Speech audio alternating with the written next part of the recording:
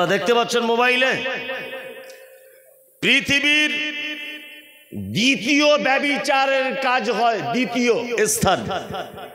সব থেকে বেশি নারী পুরুষ ব্যভিচারে লিপ্ত হয়, বউ পাল্টাপাল্টি হয়, পুরুষে পুরুষে সেক্স, কোনো সমস্যা নেই। নাইট ক্লাবে যায়, এর বউকে নিয়ে রাতে ও থাকে, ওর বউকে নিয়ে রাতে এ থাকে। এই শহরটার নাম হচ্ছে আমেরিকার কি ক্যালিফোর্নিয়া, তাই না? আমেরিকার ক্যালিফোর্নিয়া। আল্লাহু আকবার। আল্লাহর আযাব তাদেরকে গ্রেফতার করেছে, করেছে না? করেছে। শুধু এই নয়, আরে আমেরিকা তো সামান্য জায়গা। এর আগে আল্লাহ সুবহানাহু ওয়া তাআলা পবিত্র আল কোরআনে আদ এবং সামুদ জাতিদের ব্যাপারে বলেছেন, সাক্কার আলাইহিম সাবআ লায়ালিন ওয়া সামানিয়াত আইয়াম হুসুমান ফাতারাল কাওমা ফিয়া সারা কাআন্নাকুম আজাযু নাখলিন খাবিয়া ফাল তারা লাকুম মিন বাকিয়া। অজস্র মানুষকে আদ এবং সামুদ তারা যখন পাপে লিপ্ত হয়েছে, ফাসাউ রাসূল রাব্বিহিম, তারা যখন তাদের রাসূলের কথার অবাধ্য হয়েছে, আল্লাহ তাআলা বলছেন সাক্কার আলাইহিম সাবআ লায়ালিন ওয়া সামানিয়াত আইয়াম, 7 দিন 8 রাত, 8 দিন 7 রাত অবিরাম তাদেরকে আমি ঝোড়ো হাওয়া দিয়ে আদ এবং সামুদ জাতিকে আমি ধ্বংস করে দিয়েছি। আদকে ধ্বংস করেছি বিকট আওয়াজ দিয়ে, সামুদকে ধ্বংস করেছি প্রবল ঝোড়ো হাওয়া দিয়ে। আজকে দেখতে পাচ্ছি ক্যালিফোর্নিয়াতে আমেরিকার বিশাল ঝোড়ো হাওয়া আর আগুন। আল্লাহু আকবার। ডোনাল্ড ট্রাম্প কোথায়? কোথায় আপনার নাকি আগুন নিবানোর হেলিকপ্টার আছে? আপনি তো সেই লোক, ফিলিস্তিনে মসজিদ ভাঙার জন্য ইসরায়েলকে তোমরা মদদ দিয়েছো। তাছাড়া ইসরায়েল পৃথিবীর একটি মাত্র দেশ, ইহুদি দেশ, যে দেশে 1 কোটি মানুষ বসবাস করে না, মাত্র 84 লক্ষ মানুষের বসবাস। এই 84 লক্ষ মানুষের বসবাস ফিলিস্তিনের মা বোনদের ইজ্জতকে লুণ্ঠন করছে, মসজিদে আকসাকে ধ্বংস করার জন্য চেষ্টা চালিয়ে যাচ্ছে, মসজিদে বোম মাস্টিং, ফিলিস্তিন অসহায়, জানাজার পর জানাজা, দাফনের পর দাফন, কত শিশু মা ছাড়া, কত মা তার বাচ্চা ছাড়া, এদের সহযোগিতা করেছে আমেরিকা। আল্লাহ তাআলা বলেছেন ফাতারাব্বাসু হাত্তা ইয়াতি আল্লাহু বিআমরিহি, তোমাদের পাপ যখন কঠিন পর্যায়ে পৌঁছে যাবে তোমরা শুধু অপেক্ষা করবে আমার হুকুমে আযাব আসা পর্যন্ত। অপেক্ষা করবে, আমার আযাব চলে এলে পৃথিবীর কেউ তোমাদেরকে বাঁচাতে পারবে না। ক্যালিফোর্নিয়া শহরে মোবাইলে দেখতে পাচ্ছে আমেরিকার নারকেল গাছের উপরে দাউ দাউ করে আগুন জ্বলছে। ওখানে আগুন কে লাগালো? কে লাগালো ওখানে আগুন? আরে হেলিকপ্টারের পানিতে কাজ, হেলিকপ্টারের পানির কাজ। আল্লাহর আযাব চলে এলে সব চলে চলে। শুনুন, আপনাকেও বলে রাখছি একটা কথা, আপনি যে পাপ কাজে লিপ্ত যুবক, সেই পাপের জন্য কিন্তু আযাব এসে যাবে। অনেক আযাব ইতিমধ্যে আমাদেরকে টক্কর লাগিয়েছে। তার ভিতরে একটা কথা বলি, আজ থেকে সম্ভবত 1 সপ্তাহ 10 দিন আগে দিনাজপুরের দিকে ছোটখাটো ভূমিকম্প হয়েছে। অনুভব করেছেন? তার মানে কি? তার মানে আল্লাহ সুবহানাহু ওয়া তাআলা ছোটখাটো ভূমিকম্প দিয়েছেন, পৃথিবী কাঁপিয়েছে, অনেক মানুষ বুঝতে পেরেছেন। আল্লাহ আপনাকে সতর্ক করছে, একটু সতর্ক হয়ে যান বন্ধু, একটু সতর্ক হন, জীবনযাত্রা পরিবর্তন করুন। কি বললাম বুঝলেন? আপনি যে কি পাপ কাজে লিপ্ত হচ্ছেন। আল্লাহু আকবার, আল্লাহু আকবার, আল্লাহু আকবার। জেনা ব্যভিচার অহরহ চলছে, চলছে না? চলছে। আচ্ছা, মুর্শিদাবাদে কত % মুসলিম? এ মালদাতে কারো জানা আছে? আমার জানা নেই। 60% হবে মুসলিম। 51% মুসলিম মালদাতে, তাই তো? এবার আপনাদেরকে বলছি, আপনাদের এই যে ডাক বাংলা, ধুলিয়ান, এইগুলোর মধ্যে কত % মুসলিম হবে? আইডিয়া 60%, তাই না? 60-70% মুসলিম, তাই না? তারপরেও দেখুন আল্লাহর আযাব আসবে কিনা। তারপরেও দেখবেন ওই আপনার ঘাটের কাছাকাছি ব্যভিচারে লিপ্ত হচ্ছে সব মানুষ, দেখতে পাচ্ছেন না? আমি নিজে দেখার কথা বলেছি, চোখে দেখা। ঘাটের ওই চারিদিকে ধুলিয়ান ডাক বাংলা থেকে ঘাট পার হলে চারিদিকে সব বেশ্যা মহিলারা, পতিতালয়ের নারীরা দেহ ব্যবসায় লিপ্ত। যাচ্ছে কারা? কারা? আপনার ঘরের যুবক, আমার ঘরের ছেলে, অজস্র যুবক, অজস্র মানুষকে আপনি দেখতে পাবেন তারা এইসব কাজে লিপ্ত হচ্ছে কি হচ্ছে না? আল্লাহ বলেছে ফাতারাব্বাসু, অপেক্ষা করো শুধুমাত্র হাত্তা ইয়াতি আল্লাহু বিআমরিহি, আমার পক্ষ থেকে তোমাদের কাছে আযাব আসা পর্যন্ত অপেক্ষা করো। পাপ কাজে পুরো ছেয়ে গেছে গোটা সমাজ, ছেয়ে গেছে না গোটা সমাজ। আপনাদের কাছে অনুরোধ, এই গ্রামের যে সমস্ত যুবকরা রয়েছেন, এই গ্রামে বসবাস যারা করেন, আপনাদের কাছে বিনীত অনুরোধ করছি, যুবক, তুমি বাবরি মসজিদ ভেঙেছো বলে তুমি নরেন্দ্র মোদীকে গালাগালি করেছো, করেছো না? করেছো। তুমি অমিত শাহকে গালাগালি করেছো, করেছো না? করেছো। তুমি সেই যুবক, মুহাম্মদ সাল্লাল্লাহু আলাইহি ওয়াসাল্লামের বিরুদ্ধে কেউ কোনো কথা বললে তুমি কি করো? লাঠি নিয়ে সবার আগে ফার্স্ট কাতারে তুমি দাঁড়াও, তাই না? তুমি তো সেই যুবক যে যুবক সমস্ত কাজে রক্ত গরম করে তুমি আগে থাকো, কিন্তু বড় দুঃখ লাগে আজান হলে তুমি মসজিদে আসো না, রমজান মাসে তুমি সিয়াম পালন করো না, বড় দুঃখ লাগে জানুয়ারিতে তুমি ডেক বাজিয়ে পিকনিক করো, হ্যাঁ এটা বড় দুঃখ লাগে।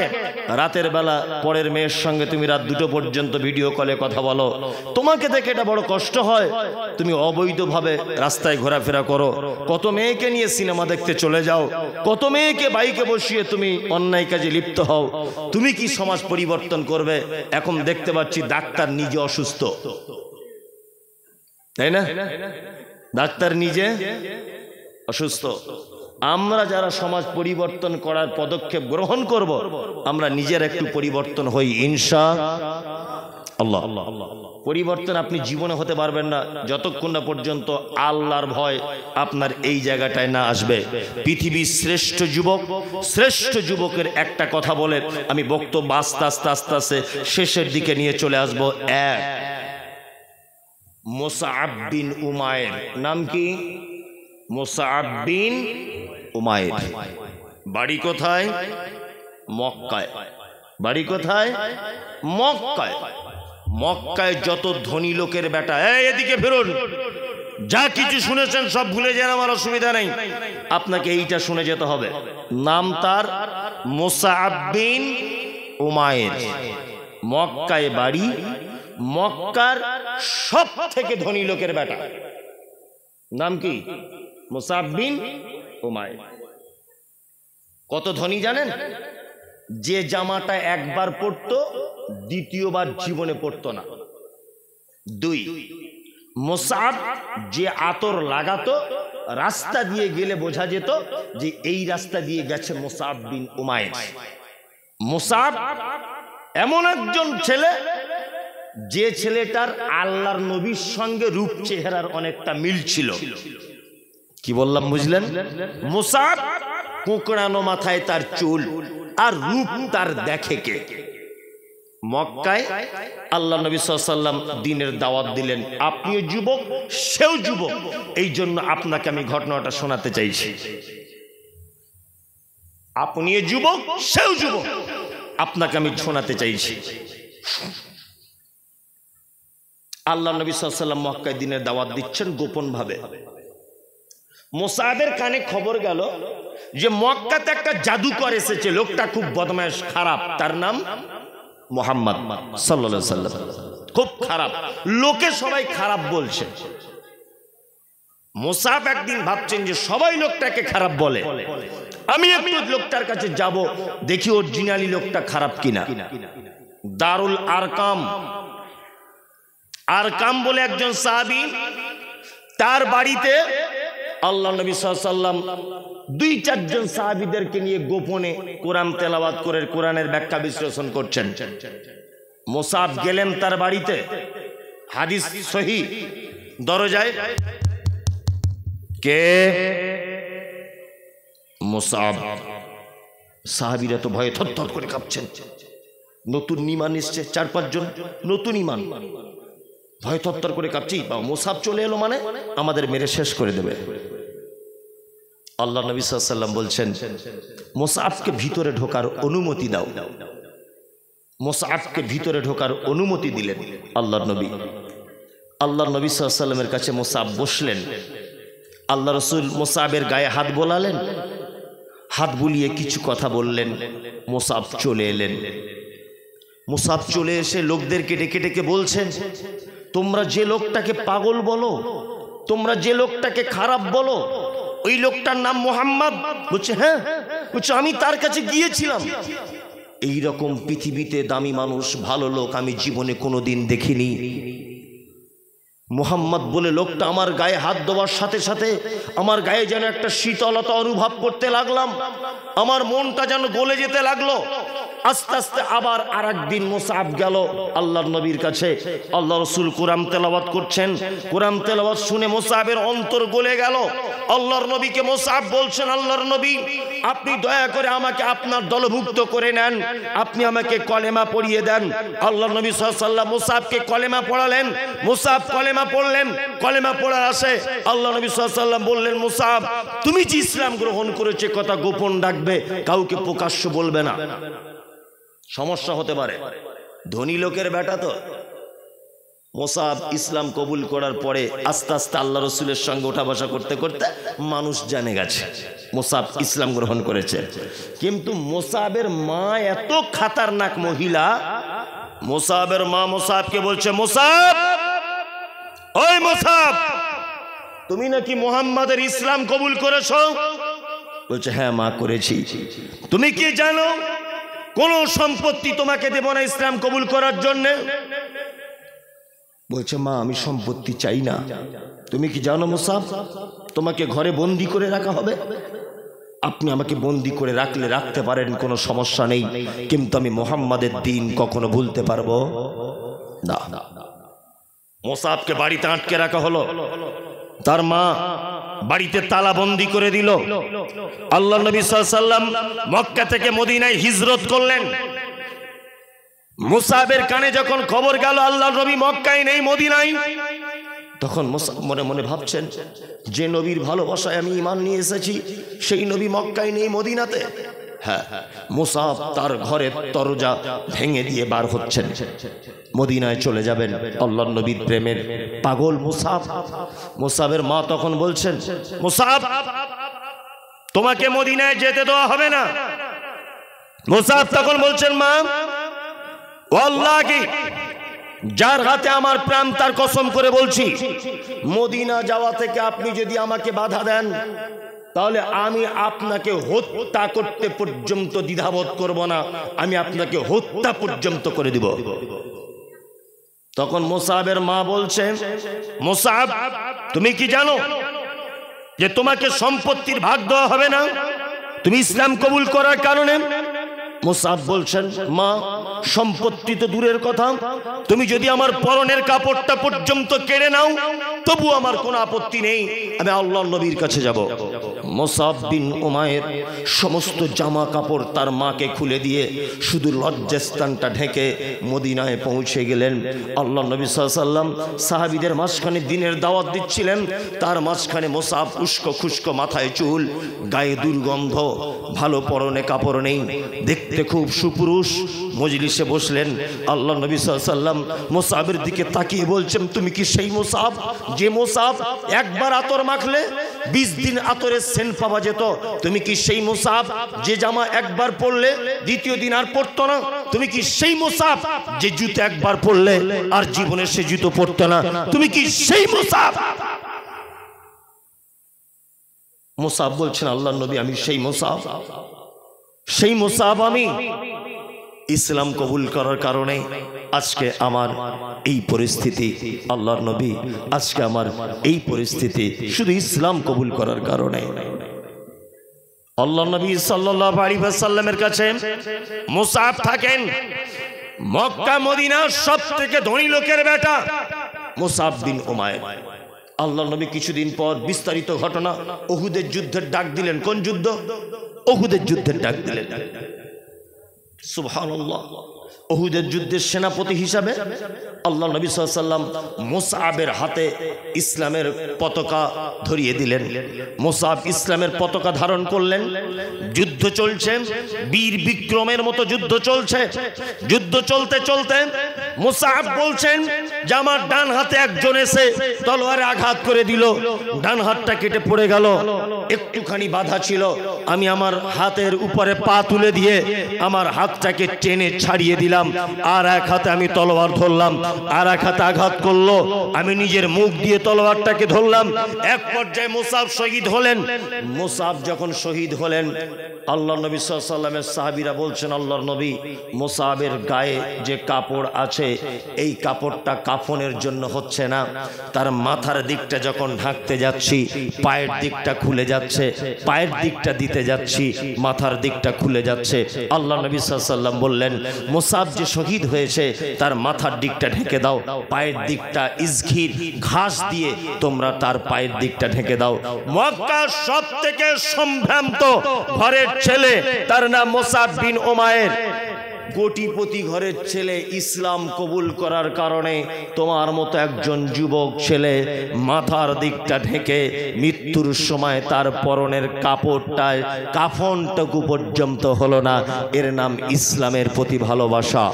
এর নাম কি? ইসলামের প্রতি ভালোবাসা। যুবক, তুমি তো ইসলাম থেকে অনেক দূরে সরে আছো। দূরে সরে আছো না? দূরে সরে আছো।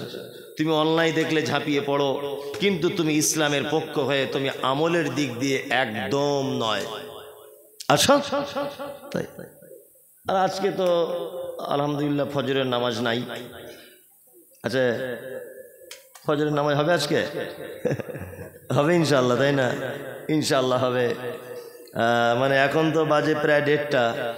প্রধান বক্তা আজকের উনি চলে এসছেন, আব্দুর রহমান বিন দেলোয়ার, আপনারা দেখতে পাচ্ছেন।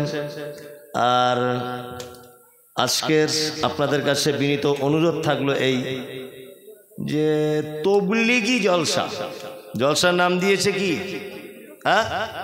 তাবলিগি জলসা। তাবলিগি জলসাই যদি হয়, এটা আমার পরামর্শ থাকলো, আমি রাগ করে কিছু বলছি না, 12টার মধ্যে বা তার আগে শেষ করে দেওয়া উচিত। কি বললাম বুঝলেন? তাবলিগি জলসা মানে কি? মানুষ কিছু শিখবে, কিছু জানবে, নতুন কিছু আমল করবে, কোনো জিনিস ছেড়ে দিবে, তাই না? এর জন্য তো তাবলিগি জলসা। তা রাত এই 3টে পর্যন্ত জলসা করে যদি লোক ফজরের সালাত আদায় না করে, তারপরের দিন জোহরের পরেও যদি মানুষ ঘুমায়, তাহলে এ তাবলিগের জলসা দিয়ে উপকার হলো না ক্ষতি হলো? ক্ষতি হলো না? কি যে বুঝেছে কে জানে, নিশ্চয় ভালো কিছু বুঝেছে। তবে একটা কথা বলি, আপনার বোঝাটাই যে সব সময় ঠিক এ কথা নয়। কি বললাম বুঝলেন? ওই জন্য ভালো মানুষদের কাছে পরামর্শ নিতে হয়। কি বললাম বুঝতে পারছেন? যাই হোক, আল্লাহ, যারা আমরা এখানে বসে আছি যুবক ভাইরা, আল্লাহ আমাদের ঈমানের জজবা তৈরি করে দাও, যাতে আমরা আগামী দিনে ইসলামের জন্য কিছু করে সমাজকে পরিবর্তন করতে পারি। আল্লাহ তুমি আমাদের এই দোয়া কবুল করো গভীর রাত্রিতে, আমিন। আমিনটা বলুন, আমিন। একজনা উঠে যাবেন না কিন্তু, বলে দিলাম, একজনা উঠে যাবেন না। নিশ্চয় আপনাদের বক্তব্য শোনার সিফাত ভালো আছে, ওই জন্য এত রাতে বক্তা তুলেছেন। একজনা উঠার চেষ্টা করবেন না। আপনারা উঠে চলে গেলে বিশৃঙ্খলা হবে, বক্তার বক্তব্য রাখতে অসুবিধা হবে। ওই জন্য বিনীত অনুরোধ করে যে আপনারা বসুন, দিনের কথা শুনুন। তবে আমি এই মুহূর্তে আর বসার কথা বললেও মনে হয় আমার গুনাহ হবে। বললাম বুঝলেন না? ওই জন্য আমি আর বলবো না। আল্লাহ যা বলেছি 2-4 বার তুমি ভুল খাও। কেন এত রাতে ঘুমের টাইম আমি মানুষকে বসতে বলছি, এটা বলাটা ঠিক না। আপনার